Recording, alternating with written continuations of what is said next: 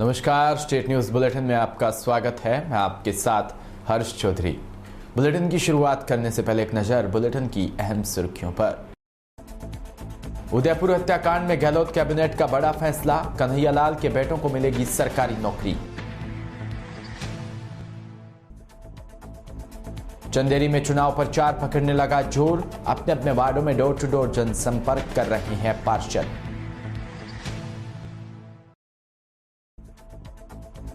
बिजनौर के चांदपुर में दिन दहाड़े जज के स्टेनो का हुआ अपहरण की सूचना से तहसील में मचा हड़कंप। और खबरें विस्तार से। उदयपुर में दर्जी कन्हैयालाल की निर्मम हत्या के बाद राज्य सरकार ने उनके बेटे को सरकारी नौकरी देने का फैसला किया है। मंत्रिमंडल ने संवेदनशील निर्णय लेते हुए मृतक कन्हैयालाल तेली के बेटे यश तेली और तरुण तेली को राजकीय सेवा में नियुक्त देने का निर्णय लिया। नियुक्ति के नियमों में शिथिलता दी गई है। मुख्यमंत्री अशोक गहलोत की अध्यक्षता में बुधवार को मुख्यमंत्री निवास पर हुई राज्य मंत्रिमंडल की बैठक पर यह फैसला लिया गया। यह नियुक्ति राजस्थान अधीनस्थ कार्यालय लिपिक वर्गीय सेवा संशोधन नियम 2008 व 2009 के नियम 6 ग के अंतर्गत प्रदान की जाएगी। दहशत फैलाने वाले इस जघन्य घटना के कारण मृतक के परिवार में जीविकोपार्जन का अन्य कोई स्रोत नहीं होने से आश्रितों को नियुक्ति दिए जाने पर जीवन यापन सुचारू रूप से चलेगा, साथ ही परिवार को आर्थिक व मानसिक संबल प्राप्त होगा। नागौर के मकराना में भारतीय जनता पार्टी शहर मंडल द्वारा श्यामा प्रसाद मुखर्जी की जन्म जयंती का विधायक रूपाराम मोरावतिया के नेतृत्व में बोरावट रोड शिवा मार्बल मकराना में मनाया गया। विधायक रूपाराम मोरावतिया ने बताया कि इनका जन्म 6 जुलाई 1901 कोलकाता में हुआ। उन्होंने विदेश में शिक्षा ग्रहण कर भारत में अपनी अलग पहचान बनाने के लिए एक निशान, एक संविधान का नारा दिया। ये भाजपा के संस्थापक भी रहे हैं। इनके परिश्रम के कारण भारतीय जनता पार्टी विश्व की सबसे बड़ी पार्टी बनी। सभा को जिला खेलकूद प्रकोष्ठ संयोजक प्रकाश भाकर, मकराना विधानसभा संयोजक प्रेम प्रकाश मोरावतिया, भाजपा नेता मोहन सिंह चौहान, मंडल अध्यक्ष घनश्याम सोनी सहित अनेक लोग उपस्थित रहे। जोधपुर से खबर, जहां डीपीएस चौराहे पर मोटर गैराज के बाहर से डंपर मालिक ने नीलामी में बिका खुद का डंपर चुरा लिया। परिवादी ने रिपोर्ट दर्ज करवाई तो पुलिस ने मामले का खुलासा कर आरोपी को गिरफ्तार कर लिया। पुलिस ने बताया कि कमला नेहरू नगर निवासी राजेंद्र मुंदड़ा ने रिपोर्ट दी। इसमें बताया कि उन्होंने एक डंपर आरटीओ से नीलामी में खरीदा था। इसे ठीक करवाने के लिए डीपीएस चौराहे स्थित जय श्री भवानी ढाबे के सामने महादेव मोटर गैराज में दिया था। इस दौरान रात में कोई इसे चुरा ले गया। इस पर चोहाबू थानाधिकारी जुल्फिकार, हेड कांस्टेबल अरविंद कुमार, शंकर लाल व कांस्टेबल नरपत सिंह की टीम ने मुखबिर की सूचना और सीसीटीवी कैमरों की मदद से नागौर के पाचोड़ी स्थित देव निवासी भूराराम को गिरफ्तार किया। आरोपी ने बताया कि डंपर उसका था जो टैक्स बकाया होने के चलते परिवहन विभाग ने सीज कर दिया था। उसके बाद उसे नीलाम कर दिया।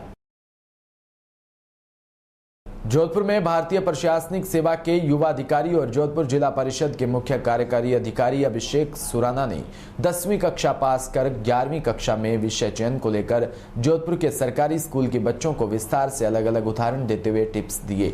सामाजिक संगठन सत्यमेव जयते सिटीजन सोसाइटी की ओर से आयोजित कार्यशाला में विद्यार्थियों के साथ साथ शिक्षकों और अभिभावकों ने भी उत्साह के साथ शिरकत की। सामाजिक संगठन सत्यमेव जयते सिटीजन सोसाइटी द्वारा समाज के हर वर्ग के लिए सामाजिक सरोकार निभाने के साथ परिस्थितियों को ध्यान में रखकर विभिन्न जन उपयोगी कार्यशालाओं का आयोजन किया जाता है।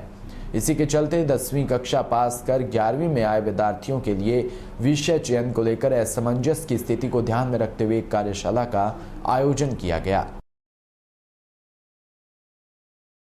ये बनना है, इसमें कोई हिचक नहीं है। अभी जैसे हमारा आदरणीय सोनारायण साहब का जिस तरह से बताया जा रहा था, कितनी बार है कि लगातार है कि आगे से आगे ऊंचाइयों को छूते रहे। इसका मतलब लगातार छूट मिली है कि आप ये करो, या स्वयं ने है कि ठान लिया कि मुझे ये करना है। तो इस तरह से आपको भी ये छूट है कि आपको है कि विज्ञान वर्ग लेना है, या कला वर्ग लेना है, वाणिज्य वर्ग लेना है। जैसे अभी मेड साहब बता रहे थे कि यहाँ तो है कि सीए की खेती होती है जोधपुर में, पूरे भारत में है कि जोधपुर के सीए रहते हैं, तो ये कॉमर्स का निकट का विषय है। हालांकि आजकल है कि कोई भी सीए आर्ट्स और साइंस वाला भी बन सकता है, लेकिन कॉमर्स वालों का ज्यादा निकटता रहती है। तो यदि आप कॉमर्स लेंगे, आजकल जीएसटी का जैसे आ गया है, तो उस जीएसटी में कॉमर्स वालों को सबसे ज्यादा रोजगार है। प्रकार के काम डेली बेसिस पे करता हूँ। आज सुबह मैं 7-8 बजे कुछ और कर रहा था, अभी मैं आप लोगों से बात कर रहा हूँ, दिन में मैं कुछ और करूँगा। पूरे दिन हम अलग अलग प्रकार के काम करते हैं। तो ये मेरे को ये चीज़ अच्छी लगती है, इसलिए मैं इस नौकरी में आया। लेकिन कोई ज़रूरी नहीं है कि ये चीज़ सबको अच्छी लगे, है ना। कोई ऐसा नहीं है कि ये सबके लिए है। कई लोग होंगे जो परेशान हो जाएंगे कि यार ये तो मेरे लिए नहीं है। तो जब मैं 10वीं में था तब मेरे को ये चीज़ मेरे को पता थी कि मेरे को अलग अलग चीज़ों में इंटरेस्ट है और मुझे कुछ जीवन में ऐसा करना है जिससे मैं कभी बोरियत महसूस ना करूं, हमेशा चैलेंजिंग फील करूं लाइफ में। रोज सुबह उठते हैं तो कुछ करने की इच्छा हो। तो मैंने, आप बिलीव नहीं करेंगे, जो मेरे सब्जेक्ट थे वो थे, साइंस मैंने लिया था, फिजिक्स, केमिस्ट्री, मैथ्स और इकोनॉमिक्स। तो मैंने इकोनॉमिक्स लिया। क्यों? क्योंकि मुझे ऐसा लगता था कि क्या पता मैं कभी सीएफए करना चाहूँगा। अभी मैं बताऊँगा सीएफए क्या होता है, या मैं हो सकता है कभी सीए बनना चाहूँ। क्योंकि कोई बात कह रहा था ना कि सब साइंस वाले भी सीए बन सकते हैं। मैं उन लोगों में से हूँ जिन्होंने अपने ऑप्शंस खुले रखे। तो मैंने फिजिक्स, केमिस्ट्री, मैथ्स और इकोनॉमिक्स लिया। जैसे कई लोग physics, chemistry, maths, computer science लेते हैं, कई लोग फिजिक्स, केमिस्ट्री, मैथ्स, बायोलॉजी भी ले लेते हैं। कुछ होते हैं जुझारू लोग। खबरों में मध्य प्रदेश की बात करेंगे, जहां चंदेरी नगर निकाय चुनावों के लिए 6 दिन शेष रहे हैं, क्योंकि आने वाली 13 जुलाई को पार्षद पद के वोट डाले जाना है। चंदेरी नगरपालिका पार्षद पद के लिए होने वाले चुनावों को लेकर प्रचार जोर पकड़ने लगा है। प्रत्याशी अपने समर्थकों के साथ घर घर जाकर वोट मांग रहे हैं और पार्षद प्रत्याशी अपने अपने वार्डों में डोर टू डोर जनसंपर्क भी कर रहे हैं। मंगलवार की शाम वार्ड 12 के प्रत्याशी दीपक कुमार कोहली ने वार्ड में घर घर जाकर जनसंपर्क किया और सिलाई मशीन को वोट देकर भारी मतों से विजय बनाने की मतदाताओं से अपील की। कहा कि वार्ड 12 के निर्दलीय प्रत्याशी दीपक कुमार कोहली ने बताया, हम जनता के बीच आज भी है और जीतने के बाद भी जनता के साथ रहेंगे। वार्ड में होने वाली छोटी छोटी असुविधाओं को हम सुविधाओं में परिवर्तित कर जनता को मूलभूत सुविधाएं उपलब्ध करवाएंगे। उत्तर प्रदेश के प्रतापगढ़ थाना के सांगीपुर प्रतापगढ़ के खाद्य व रसद विभाग का शील पैक बोरियां कालाबाजारी के लिए किराए के कमरे में गोदाम बनाकर रखा गया था, जिसको डीपीके न्यूज ने प्रमुखता से दिखाया था। तो प्रशासन हरकत में आया और आपूर्ति निरीक्षक सदर मयंक चतुर्वेदी मौके पर पहुंचे और जांच कर गोदाम को सीज कर दिया।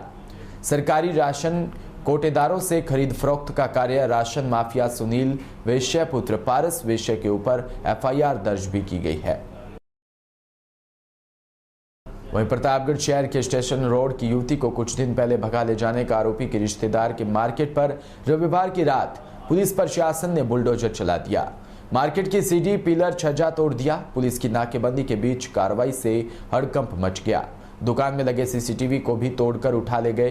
कार्रवाई से खौफ रहा दुकानदार सोमवार को दिन भर दुकानों से सामान खाली करते रहे।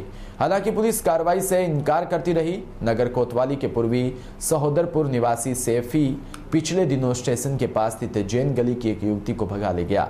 युवती के पिता की तरहीर पर पुलिस सैफी के खिलाफ मुकदमा दर्ज कर उसकी तलाश करती रही, मगर उसका पता नहीं चला। परिजनों के साथ ही करीबियों को उठाकर पुलिस पूछताछ की, लेकिन उसके बारे में कोई जानकारी नहीं दे पाई। अब लोगों के अनुसार सैफी के मामा मोहम्मद आबिद, मोहम्मद साबिर, मोहम्मद शाहिद और मोहम्मद जाहिद उर्फ बब्बे का पुलिस लाइन में मार्केट है और आधी रात 1:15 बजे कुछ लोगों ने मार्केट में जूते की दुकान के बाहर लगे सीसीटीवी कैमरे तोड़ डाले। कुछ देर बाद पुलिस लाइन तिराहा हुआ और राज्यपाल चौराहे पर पुलिस तैनात हो गई और आने जाने वालों को रोक दिया। आरोप है कि पुलिस की मौजूदगी में बुलडोजर पहुंचा और जाहिद उर्फ बब्बे के हिस्से में आने वाली दुकानों को सीढ़ी पिलर और छज्जा तोड़ दिया। मध्य प्रदेश के श्योपुर जिले में नगर निकाय में शांतिपूर्ण चल रहे मतदान में प्रशासन के विशेष निगरानी के साथ मतदान हो रहा है। नगरपालिका श्योपुर के 66 मतदान केंद्र निर्धारित किए, जिनमें से 10 संवेदनशील व 3 अति संवेदनशील मतदान केंद्र है। इसी प्रकार बड़ौदा में 17 मतदान केंद्र बनाए, जिनमें से 3 संवेदनशील और 2 अति संवेदनशील में रखा गया। पुलिस प्रशासन की कड़ी सुरक्षा के बीच सुबह 7 बजे से मतदान जारी है। खबरों में बात करेंगे राजधानी जयपुर की, जहां बस्सी में राजकीय उप जिला चिकित्सालय बस्सी में रेडियोलॉजिस्ट चिकित्सक का स्थानांतरण हो जाने के कारण अब सोनोग्राफी सेवा बंद पड़ी है और कक्ष पर ताला लगा है। इससे मरीजों व गर्भवती महिलाओं को जांच के लिए परेशानियों का सामना करना पड़ रहा है। ऐसे में गर्भवती व मरीजों को अस्पताल के बाहर निजी सोनोग्राफी जांच केंद्रों पर महंगे दामों में मजबूर होकर मुंह मांगा पैसा देकर सोनोग्राफी करानी पड़ रही है। सरकारी अस्पताल में सोनोग्राफी सुविधा का लाभ न मिलने से मुख्य रूप से गर्भवती महिलाओं को जांच सुविधा का लाभ नहीं मिल पा रहा।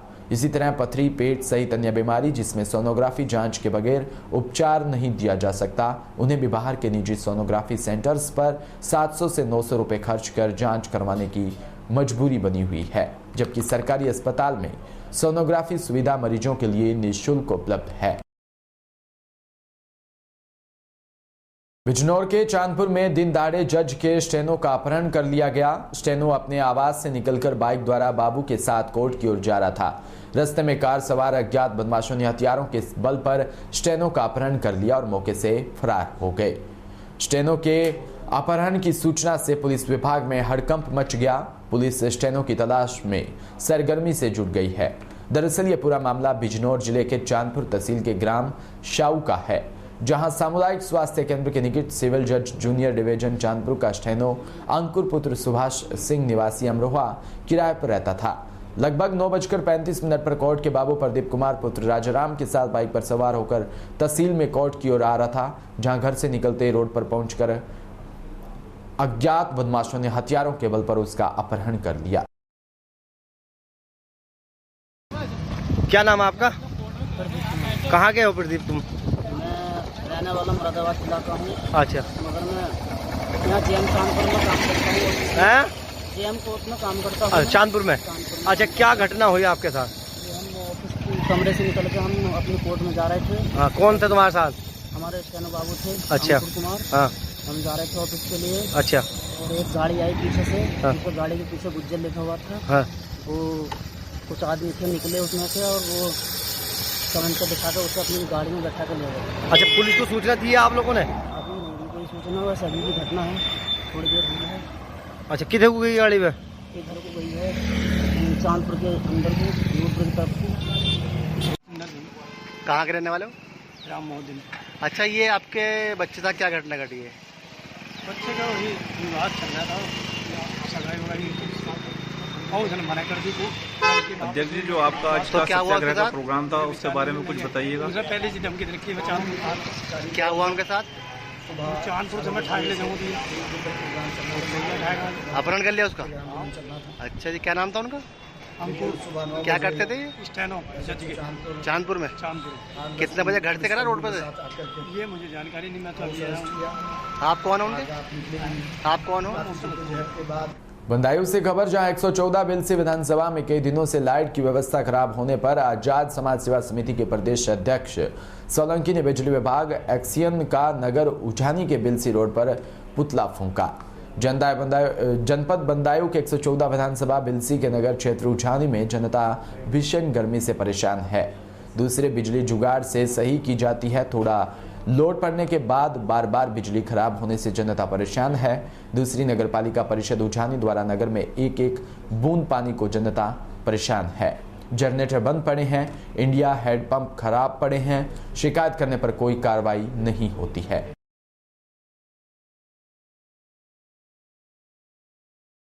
सेवा समिति प्रदेश अध्यक्ष शिवपाल सिंह सोलंकी। क्या समस्या है? कस्बा उजिहानी। समस्या ये है, कई दिन से बिजली की कटौती से जनता परेशान और भीषण गर्मी है। अच्छा, इसके बाद नगर पालिका में आप देख रहे हैं, जनरेटर देखिए आप। जो आपका आज का सत्याग्रह का प्रोग्राम था उसके बारे में कुछ बताइएगा। जनरेटर बंद पड़ जाते हैं, एक एक बूंद पानी को परेशान जनता। और जितने भी इंडिया मार्ग का नल है सारे बंद पड़े हैं। लिखित में शिकायत करी, जिला प्रशासन से शिकायत करी, मगर कोई यहाँ सुनने वाला नहीं है। इससे जो नगर पालिका के शासी अधिकारी और जल विभाग जो है उनके हौसले बढ़े हुए, जनता परेशान है। इसी के साथ बुलेटिन में इतना ही, और तमाम खबरों के लिए आप बने रहें हमारे साथ। नमस्कार।